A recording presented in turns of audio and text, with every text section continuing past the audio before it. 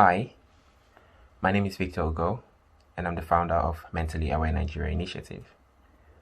Today is one of those days where I have mixed feelings.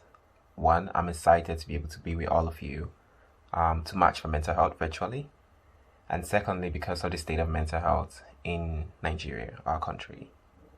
Today being the eve of the World Mental Health Day, it was important for us to be able to come together like this to demand for better for mental health in Nigeria.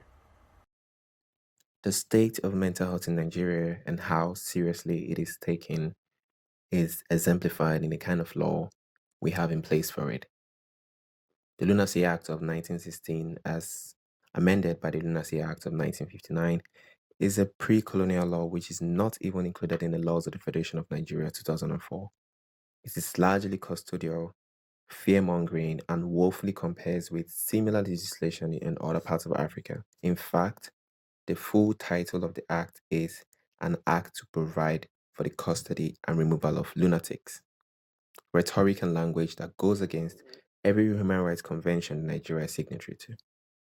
Horrendous reports of murder, rape, assault, neglect, and diverse maltreatment is commonplace. And persons coping with mental health conditions are subjected to series of indignities, prejudices, discrimination, stigma, abuse, and general degrading treatment, even to the point of shackling them to trees, beds, cages without food or family support. And in all of this, the law is complicit. Now, according to research from the World Health Organization, about 1 in every 4 persons will experience a mental health problem in their lifetime, and this does not exempt Nigerians. Diving deeper into this statistic, we can assume that at the minimum, in a population of approximately 200 million people, we have almost a quarter of the population struggling with one or more mental health problems. Yet, Nigeria is said to have less than 250 psychiatrists, which comes down to almost 1 psychiatrist to 800,000 people, an impossible figure. In this same country, suicide attempts are still criminal offenses, and there are no nationally coordinated suicide emergency lines or even alternative solutions. In this very difficult time globally, I find that we have been presented an opportunity to make things right. As we respond and recover from COVID-19, we need to do so in a very holistic manner.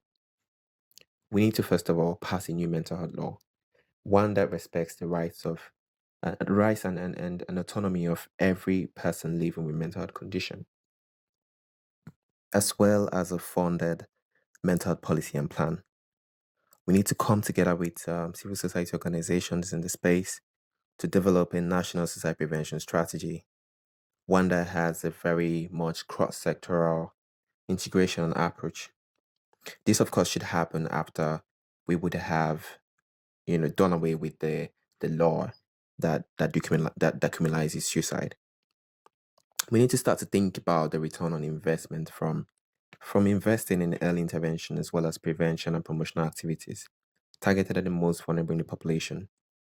We need to start to scale the World Health Organization Mental Health Gap Program, which has been piloted in different parts of the country to develop the capacity of health workers of different cadres to respond to mental health complaints as defined by the capacity.